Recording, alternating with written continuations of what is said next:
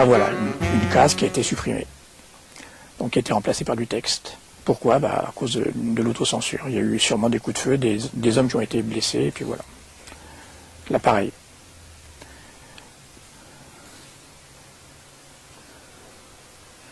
On sent, quand on regarde cette page, on sent qu'il y a des scènes qui n'existent pas, qui ont été coupées. C'est trop réduit. Alors ça, c'est une histoire de texte avec un caractère un peu fantastique, avec des pumas géants. Qui fait un peu peur d'ailleurs, parce que les pumas sont vraiment énormes. J'ai lu ça quand j'avais 9 ans, j'avoue, j'avais été impressionné.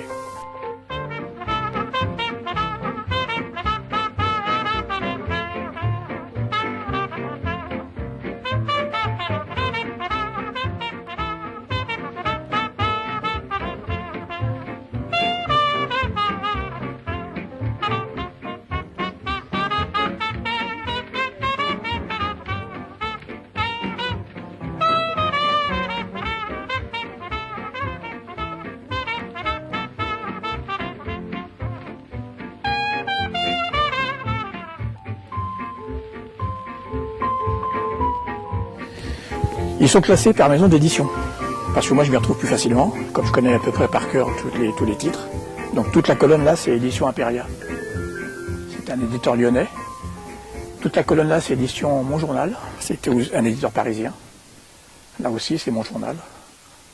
Ce qui fait que quand on me demande un titre, je peux tout de suite trouver dans quelle colonne il se trouve d'après l'éditeur, et ensuite je sais à peu près à quel niveau il se situe.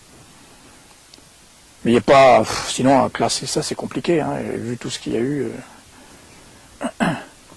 Ivanhoe, c'est un titre qui a bien marché aussi. Ça, c'était tiré du feuilleton de la télé. En début 60, il y a eu un feuilleton avec Roger Moore.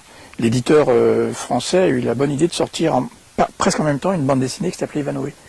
Il a fait ça avec Ivanhoe et Lancelot. Donc du coup, la télévision lui fournissait un support, disons, publicitaire, gratuit.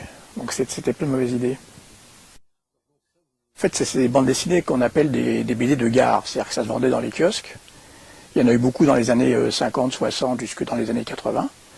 Et il y en avait des centaines. Et donc, beaucoup de gosses les achetaient parce qu'il y avait en général 100 pages de lecture, voire parfois 200 pages, avec un prix tout à fait attractif. Et il faut dire que des dessinateurs connus ont travaillé dans ces récits, notamment Hugo Pratt, dans les années 60, a fait des récits de guerre pour l'Angleterre, qui ont été traduits dans les pockets français d'ailleurs. Donc on retrouve en fait des dessinateurs, disons, renommés.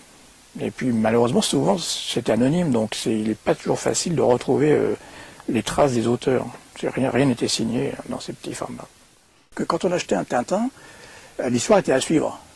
Donc ça forçait à acheter tous les Tintins chaque semaine. Alors que quand on achetait un petit format, souvent c'était des histoires complètes, ou en tout cas qui paraissaient tous les mois. Donc ça permettait quand même de débourser moins d'argent, si vous voulez. Donc pour simplifier un peu, je dirais que les hebdomadaires genre Tintin Spirou, c'était plutôt des garçons de familles aisées qui les achetaient. Étant donné que la BD de petit format, c'était plutôt les couches populaires. Est-ce qu'on peut rapprocher ça de la littérature de gare? Bon, c'est un peu ça, c'est un peu la comparaison entre les livres de poche, les polars qu'on achète, les Santonio, etc. qu'on achète et puis une fois lus qu'on jette, et puis à côté les livres plus sérieux, souvent plus chers, en grand format, etc.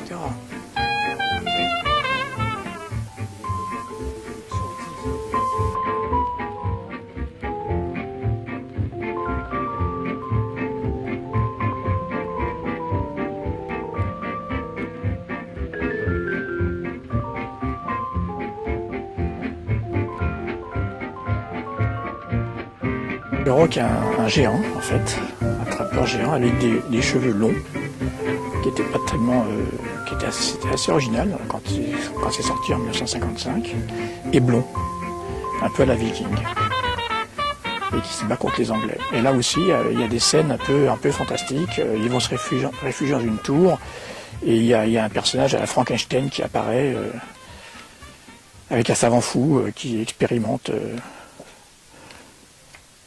C'était la force des Italiens qui n'hésitaient pas à mélanger les genres, à mettre du fantastique ou de la science-fiction dans le western, par exemple. Cela dit, il y avait quand même des BD pour filles à l'époque. Hein. Ça existait. Hein. Il y avait les hebdomadaires comme Lisette, Fillette, Bernadette, La Semaine de Suzette, etc. Il y avait même des petits formats pour les filles, spécifiquement pour les filles. Mais je m'aperçois que il y a peu de collectionneuses en fait.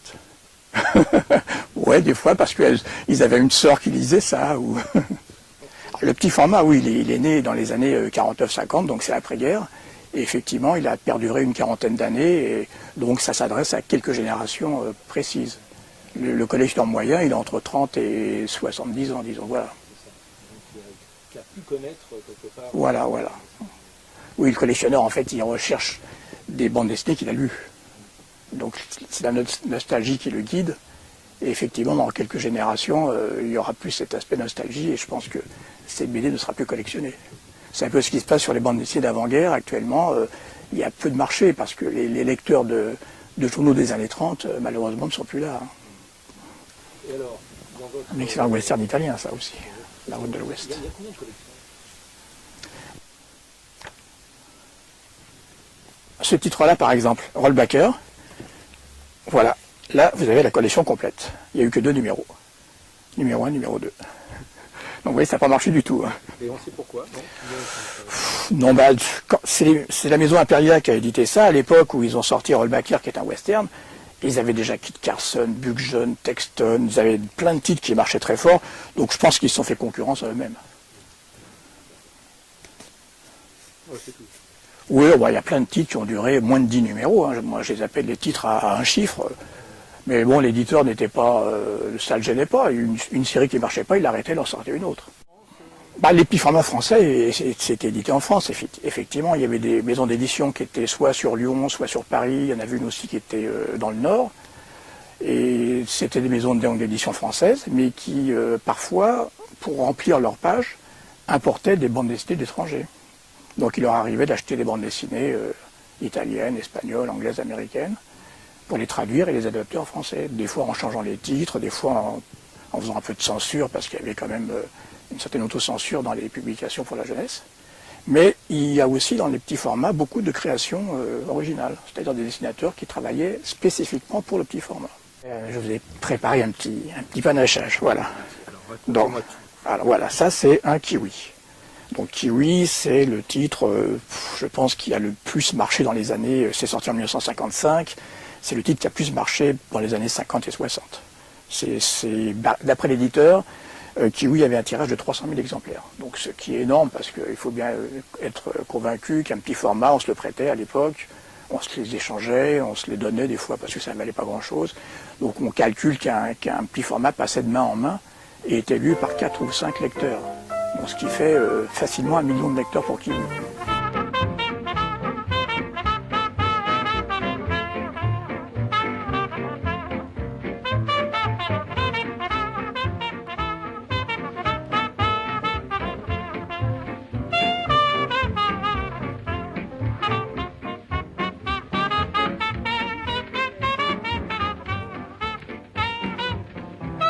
Il faut parler de rodéo parce que ça c'est un titre qui a très bien marché. Il s'est arrêté en 2003. Il est né en 1951, il s'est arrêté en 2003. Donc c'est celui qui a eu la plus grande longévité. Et cette couverture est amusante parce qu'en fait, on voit l'un des personnages qui tient le poing levé, vous voyez. Et en fait, il avait dans la version italienne, parce que c'est une couverture qui vient d'Italie, il avait eu un pistolet. Et ça a été gouaché. Donc en fait, il tord le poing, mais il ne tire pas. Ça fait partie de l'autocensure des éditeurs français qui étaient obligés d'enlever les armes, de supprimer les scènes de violence, ce qui fait parfois des scènes assez cocasses. On voit le personnage qui n'a pas d'arme, qui tire donc avec le poing levé, et le méchant en face qui tombe, qui est blessé. Il y a combien de collections?